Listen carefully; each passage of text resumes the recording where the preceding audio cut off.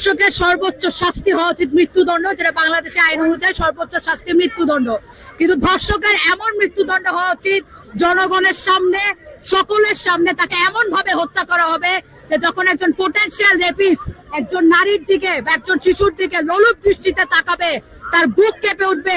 এই কথা চিন্তা করে যে একজন ধর্ষককে নির্মম ভাবে হত্যা করা হয়েছিল, তার শাস্তি কতটা ভয়ঙ্কর, এবং দৃষ্টান্তমূলক ভাবে তাকে মৃত্যুদণ্ড দেওয়া হোক, যাতে মানুষ ভয় পাবে যে আমি একজন নারীর দিকে এভাবে তাকাবো বা আমি তার দিকে তাকে ধর্ষণ করার চেষ্টা করব, এই সাহসটা কারোর বুকে আসবে না। সবার ক্ষেত্রে এক না। আপনার যখন কোনো ধর্ষকের বা কোনো ধর্ষণের যখন কোনো অভিযোগ আসে, অবশ্যই সেটা খতিয়ে দেখতে হবে যে এটা আসলে সত্যি কিনা। কারণ এখন অনেকেই আছে যে মিথ্যা ধর্ষণের মামলায় তারা জেল খাটছে, আবার এমন অনেকেও আছে সত্যিকারের ধর্ষকও খুলেআম রাস্তায় ঘুরে বেড়াচ্ছে। তো অবশ্যই যদি তুমি আইন প্রয়োগ করতে চাও, তুমি যথাযথভাবে আইন প্রয়োগ করবে এবং অবশ্যই তুমি সুষ্ঠুভাবে বিচার করে দেখবে যে এটা সত্যি নাকি সেটা মিথ্যা। চেষ্টা চালানো মানে হচ্ছে নিজের অপরাধকে মুছে ফেলার চেষ্টা করা। এই নিকৃষ্ট অপরাধটাকে মুছে ফেলার চেষ্টা থেকেই মূলত হত্যার চেষ্টা করা হয়েছে। যেমন আসিয়ার সাথে যে ঘটনাটা ঘটেছে, তাকে হত্যার চেষ্টা করা হয়েছে তার একমাত্র কারণ এই অপরাধটাকে মুছে ফেলার জন্য। কিন্তু অপরাধ চাইলেই তো মুছে ফেলা সম্ভব না।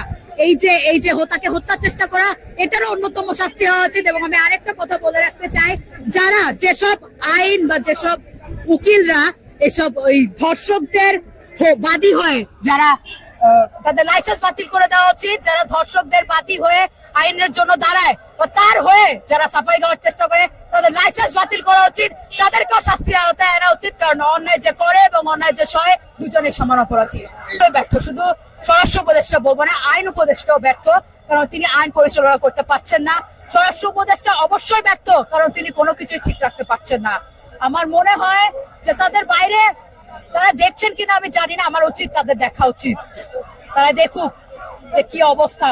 আমি আশা করি তাদের ঘরেও মা বোন আছে, তারাও বুঝবে যে একজন নারীর উপর দিয়ে কি যায়, একজন যার ধর্ষী তার ফ্যামিলির উপর দিয়ে কি যায়, তাদের বোঝা উচিত, তাদের বাইরে বের হয়ে দেখা উচিত। আমি আশা করি তারা দেখবেন। আমার যেটা মনে হয় হচ্ছে গিয়ে এখন আপনারা জানেন যে এখন রেপের সংখ্যা এত বেড়ে গেছে। হ্যাঁ, রেপের সংখ্যা বেড়ে যাওয়ার মেইন কারণ হচ্ছে আমরা যেটা মনে করি সেটা হচ্ছে গিয়ে আমাদের হচ্ছে বিচারটা সেটা হচ্ছে গিয়ে দেখা যাচ্ছে না। আমাদের চোখের সামনে কোনো বিচার হচ্ছে না। আমাদের চোখের সামনে বিচার না হওয়ার কারণে একজন রেপ হওয়ার পরে হচ্ছে তাকে আসামি ঠিকই গ্রেফতার করা হয় এবং আমাদের সরকার, আমাদের উপদেষ্টা গ্রেফতার করতেছে। এটার জন্য আমরা ওনাকে অনেক ধন্যবাদ দিব। কিন্তু প্রবলেম হচ্ছে কি এরপরে আমাদের যে প্রোটোকল বা আমাদের যে সিস্টেমে আমরা আটকে যাই। যেমন উনি বলছেন যে উনি 90 দিন টাইম চাচ্ছে এবং এই 90 দিন হওয়ার পরে তারপর যে কি হবে এইটা কেউ আর খোঁজ খবর রাখে না। খুব কম মানুষই হচ্ছে খোঁজ খবর রাখে। তো যেটার কারণে দেখা যায় যে অন্য রেপিস্ট যারা আছে এদের মাথা থেকে এটা বেড়ে যায় এবং এটা চোখের সামনে হয় না দেখে ওনারা আবার ইনফ্লুয়েন্স হয়ে জিনিসটা আবার করে। তো আমরা যেটা চাচ্ছি সেটা হচ্ছে গিয়ে যে বিচারটাই হোক সেটা আমাদের একদম চোখের সামনে হবে এবং আমরা চাচ্ছি 48 ঘন্টার ভিতরে বিচার হবে এবং চোখের সামনে রেপিস্টদের ফাঁসি হবে। আমার মনে হয় যে চোখের সামনে যদি 5টা-10টা রেপিস্টকে আমরা ফাঁসিতে ঝুলাইতে পারি, আগামী 10-15 বছর বাংলাদেশে আর রেপ হবে না এবং আমরা এটাই আশা করি এবং এই দাবিটাই আমরা আজকে সবাই একসাথে হয়েছি। Thank you. না, কারণ দেখা গেছে যে যারা আগে ছাত্রলীগ করতো, আমরা অনেকে ছাত্রলীগের উপর রাগ করে আসি বা দেখা গেছে যে দলের হিসেবে অনেকে মিথ্যা মামলা দিচ্ছে। আমার অনেক ফ্রেন্ড সার্কেলের উপর মিথ্যা মামলা দেওয়া হয়েছে। আমরা জানি তারা মানুষের কেমন।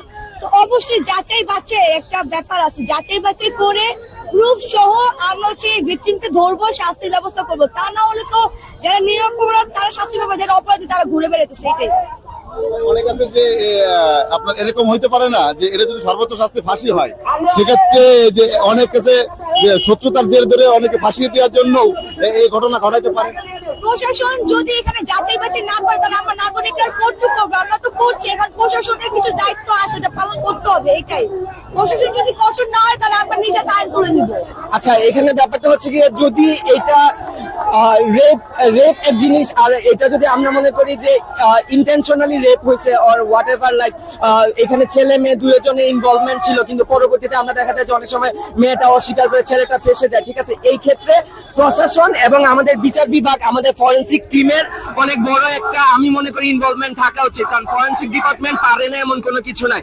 একটা মেয়েকে রেপ করলে এক ধরনের রিপোর্ট হবে এবং যদি তাকে রেপ না করে সে যদি নিজের ইচ্ছায় সে একটা কার্যক্রম করে সেই ক্ষেত্রে কিন্তু ফরেনসিক ডিপার্টমেন্টের রিপোর্টটা ডিফারেন্ট হয়। তো আমার মনে হয় 48 ঘন্টা এনাফ এইটা প্রুফ করার জন্য, এবং এটা প্রুফ হওয়ার সাথে সাথে একদম জনসম্মুখে ফাঁসি দেওয়া উচিত, এবং এই ফাঁসি দেওয়ার পরে আমার মনে হয় যে অনেকাংশে কমে যাবে। কিন্তু আমরা যদি ওয়েট করি ঠিক 90 দিনের পরে কি হবে না হবে, এই 90 দিনের মধ্যে আরো 900 জনকে আরো রেপ হয়ে যাবে। তো আমরা এই 900 জনকে রেপ করার হাত থেকে বাঁচানোর জন্য আমরা অ্যাকচুয়ালি এখন আজকে মাঠে আসছি। আমরা সরকারি বিজ্ঞান কলেজের শিক্ষার্থীরা মনে করি এই দর্শকের বিচার খুবই মর্মান্তিক হওয়া উচিত। দর্শকের বিচার কখনো নর্মাল বিচারের মতো হতে পারবে না। দর্শকের বিচার অবশ্যই খুবই ভয়ঙ্কর বিচার হতে হবে। একটা দর্শককে বিচার করলে যাতে প্রতিটা দর্শক ভয় পেয়ে যায়, একজন ধর্ষকের বিচার করলে যাতে অন্য আরো ধর্ষক কোনো মায়ের কোনো বোনকে ধর্ষণ করার আগে দুইবার চিন্তা করে, তাদের মনে যাতে ওই ধর্ষকের শাস্তি একবার বেজে ওঠে। আমরা চাই যে আমাদের স্বরাষ্ট্র উপদেষ্টা বলেছে যে 90 দিনের মধ্যে তিনি বিচার করবেন, কিন্তু আমরা 90 দিন, আমরা চাই 90 ঘন্টার মধ্যে ধর্ষকের বিচার করতে হবে। এর পক্ষে আমরা কিছু দাবি নিয়ে উপস্থিত হয়েছি।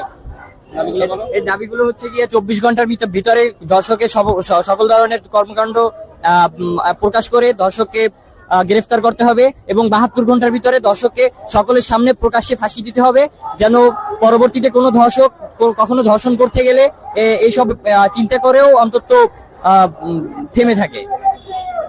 ধর্ষণের বিচার কোনো সামাজিক সালিসের মাধ্যমে করতে হবে না, সরাসরি রাষ্ট্র ধর্ষণের বিচার করবে, এবং 72 ঘন্টার মধ্যে প্রকাশ্যে ফাঁসির ব্যবস্থা করতে হবে, এবং সরকারের 0% টলারেন্স থাকতে হবে, কোনো পক্ষপাতিত্ব থাকতে পারবে না। আমরা একটা প্রশ্ন করি, আমরা ইতিমধ্যে অনেকটা জানেছি এবং অনেকে মামলার আসামি, মিথ্যা ধর্ষক মামলার আসামি অনেকে জেল খাটছে।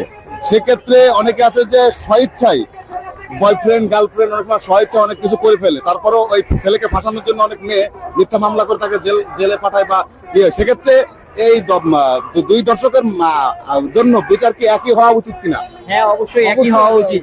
দুই ধর্ষক যেহেতু দুই ধরনের একই অপরাধ করেছে, সেহেতু দুইজনের একই ধরনের শাস্তি হওয়া উচিত। আর একই ধরনের শাস্তি বলতে তাদেরকে প্রকাশ্যে ফাঁসি দিতে হবে। যত ধরনের দর্শক আছে সকলকে প্রকাশ্যে সবার সামনে ফাঁসি দিতে হবে।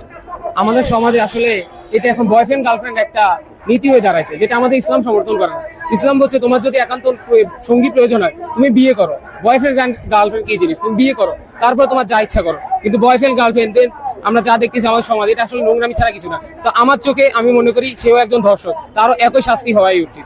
ওই যে নোংরামিটা করছে, এটা কি শুধু ছেলেরই দোষ না কি মেয়েটারও দোষ রয়েছে? যে আমি আসলে এক পক্ষকে কখনো দোষ দিব না, দুই পক্ষেরই দোষ আছে, নারীরও দোষ আছে, পুরুষেরও দোষ আছে।